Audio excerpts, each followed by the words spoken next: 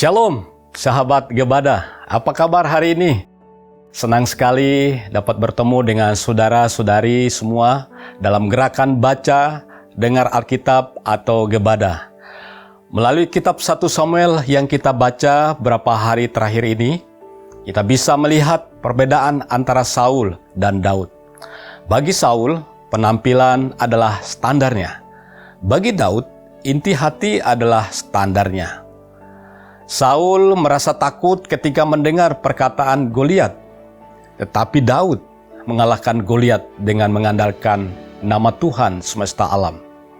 Ketika Saul tersiksa karena roh jahat, Daud menghibur Saul dengan harpa dan mengusir roh jahat tersebut. Meskipun Saul mencoba membunuh Daud setelah peperangan Filistin, namun Daud terus meraih kemenangan atas orang Filistin.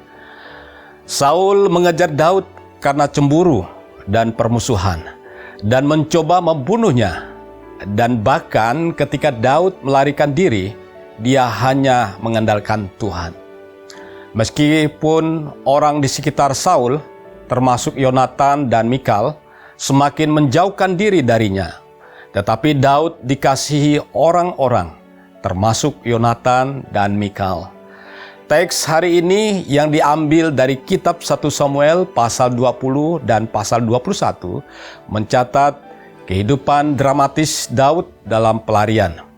Meskipun Daud menjadi buronan dalam semalam, tetapi sepertinya dia tidak terlalu kesepian.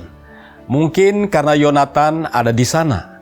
Sebenarnya meskipun Yonatan menghormati dan mengasihi Daud, tetapi dia tidak sepenuhnya memahami penderitaan Daud karena ayahnya. Namun, setelah menerima ancaman nyawa dari ayahnya, Saul, pada pesta bulan baru, Yonatan menjadi lebih memahami situasi Daud. Akhirnya, kesalahpahaman berubah menjadi pengertian, dan kedua orang tersebut akhirnya memahami perasaan satu sama lain. Setelah mendengar keputusan Saul untuk membunuh Daud, Daud merencanakan memohon suaka kepada orang Filistin. Karena dia memutuskan bahwa dia hanya bisa bertahan jika melarikan diri ke tempat di luar kedaulatan Saul.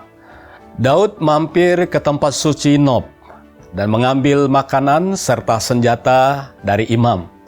Di sana dia juga mengambil pedang Goliat yang dia bunuh.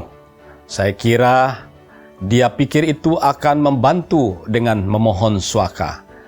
Akhirnya, dia mempercayakan dirinya kepada Akis, Raja Gad, orang Filistin. Ketika para pegawainya menyarankan agar Daud dibunuh, Daud bertindak seolah dia gila agar bisa bertahan hidup. Dalam kitab 1 Samuel pasal 20 dan pasal 21, Daud tetap mengandalkan Tuhan dalam pengasingannya dari ancaman Saul. Meskipun di hadapan pada situasi yang sulit, Daud menunjukkan kesetiaan dan ketergantungan yang luar biasa kepada Tuhan. Kisah Daud mengajarkan kita untuk tetap teguh dalam iman dan mempercayakan hidup kita kepada Tuhan, karena Dia akan memberikan perlindungan dan petunjuknya, bahkan di saat-saat paling sulit. Sambil memikirkan tentang hati Tuhan yang menyertai Daud, bahkan pada saat penderitaan itu, mari kita membaca kitab 1 Samuel pasal 20 dan 21 bersama-sama.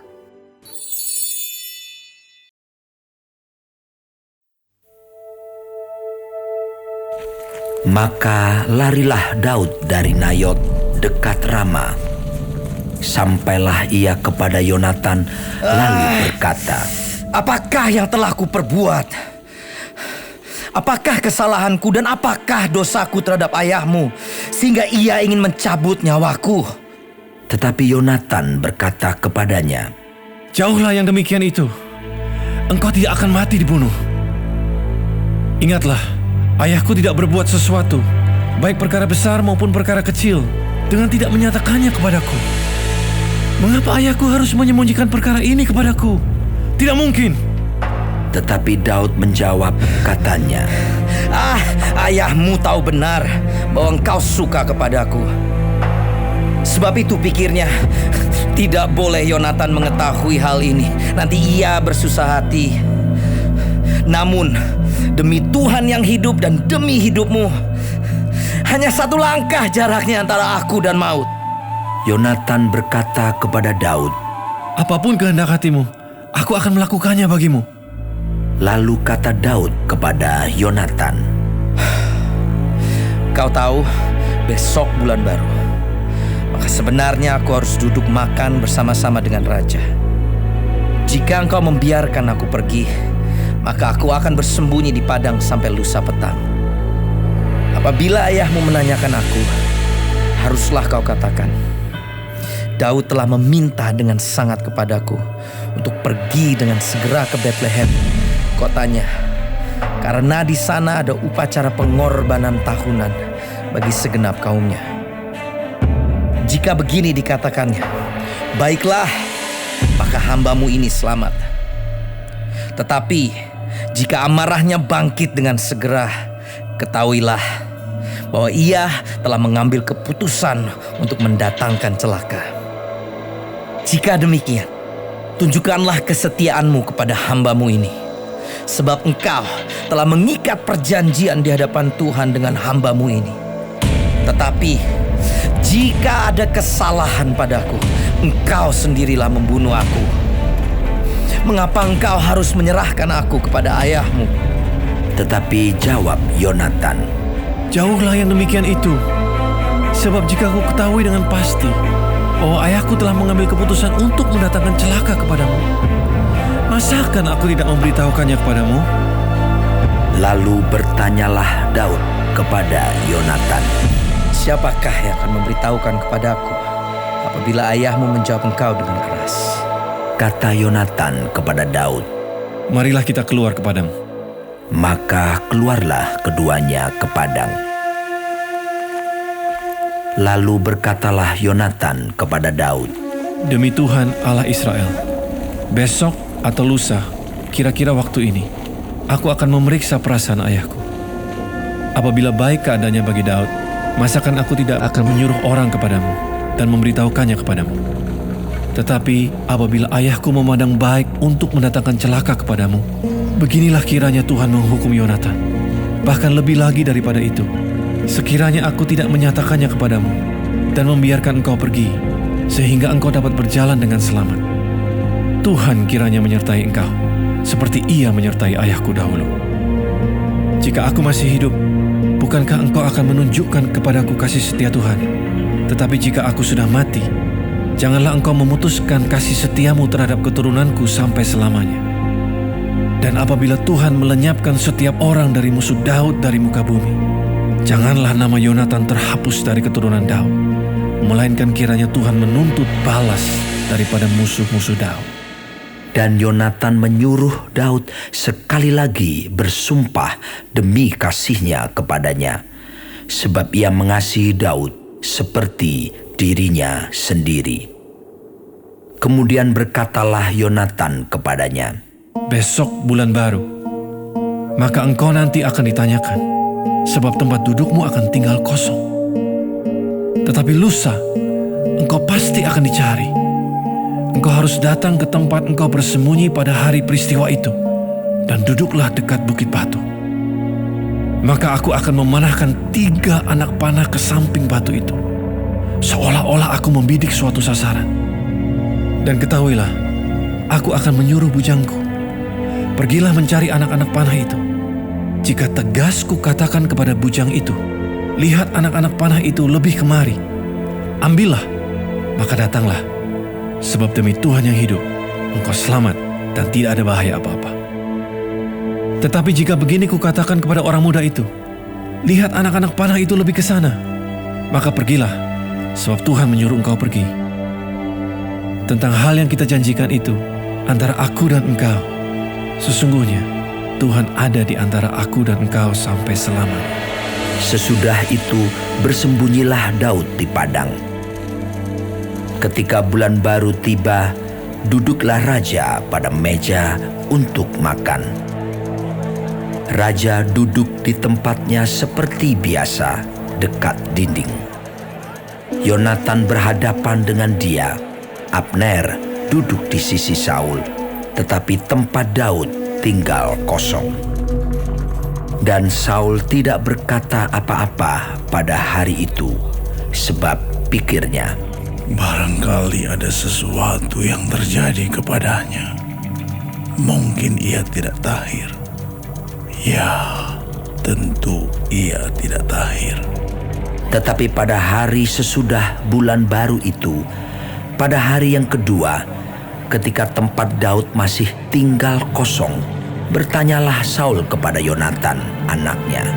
Mengapa anak Isai tidak datang makan, baik kemarin maupun hari ini? Jawab Yonatan kepada Saul, Daud telah meminta dengan sangat kepadaku untuk pergi ke Betlehem. Katanya, biarkanlah aku pergi, sebab ada upacara pengorbanan bagi kaum kami di kota, dan saudara-saudaraku sendirilah yang memanggil aku. Oleh sebab itu, jika engkau mengasihi aku, berilah izin kepadaku untuk menengok saudara-saudaraku. Itulah sebabnya ia tidak datang ke perjamuan raja. Lalu bangkitlah amarah Saul kepada Yonatan, katanya kepadanya, Anak sundal yang kurang ajar, bukankah aku tahu bahwa engkau telah memilih pihak anak Isai, dan itu noda bagi kau sendiri dan bagi perut ibumu? Sebab sesungguhnya selama anak Isai itu hidup di muka bumi, engkau dan kerajaanmu tidak akan kokoh. Dan sekarang, suruhlah orang memanggil dan membawa dia kepadaku, sebab ia harus mati. Tetapi Yonatan menjawab Saul ayahnya itu, katanya kepadanya, Mengapa ia harus dibunuh? Apa yang dilakukannya? Lalu Saul melemparkan tombaknya kepada Yonatan untuk membunuhnya. Maka tahulah Yonatan bahwa ayahnya telah mengambil keputusan untuk membunuh Daud. Sebab itu Yonatan bangkit dan meninggalkan perjamuan itu dengan kemarahan yang bernyala-nyala. Pada hari yang kedua bulan baru itu, ia tidak makan apa-apa, sebab ia bersusah hati karena Daud, sebab ayahnya telah menghina Daud. Pada waktu pagi, keluarlah Yonatan ke padang bersama-sama seorang budak kecil, sesuai dengan janjinya kepada Daud. Berkatalah ia kepada budaknya, Larilah, carilah anak-anak panah yang kupanahkan. Baru saja budak itu berlari, maka Yonatan melepaskan sebatang anak panah lewat kepala budak itu. Ketika budak itu sampai ke tempat letaknya anak panah yang dilepaskan Yonatan itu, maka berserulah Yonatan dari belakang budak itu, katanya, Bukankah anak panah itu lebih ke sana? Kemudian berserulah Yonatan dari belakang budak itu, Ayo cepat, jangan berdiri saja. Lalu budak Yonatan memungut anak panah itu dan kembali kepada tuannya. Tetapi budak itu tidak tahu apa-apa. Hanya Yonatan dan Daudlah yang mengetahui hal itu. Sesudah itu Yonatan memberikan senjatanya kepada budak yang menyertai dia dan berkata kepadanya, Pergilah, bawalah ke kota. Maka pulanglah budak itu, lalu tampillah Daud dari sebelah bukit batu. Ia sujud dengan mukanya ke tanah dan menyembah 3 kali. Mereka bercium-ciuman dan bertangis-tangisan. Akhirnya Daud dapat menahan diri. Kemudian berkatalah Yonatan kepada Daud, Pergilah dengan selamat. Bukankah kita berdua telah bersumpah demi nama Tuhan? Demikian, Tuhan ada di antara aku dan engkau serta di antara keturunanku dan keturunanmu sampai selamanya. Setelah itu bangunlah Daud dan pergi, dan Yonatan pun pulang ke kota.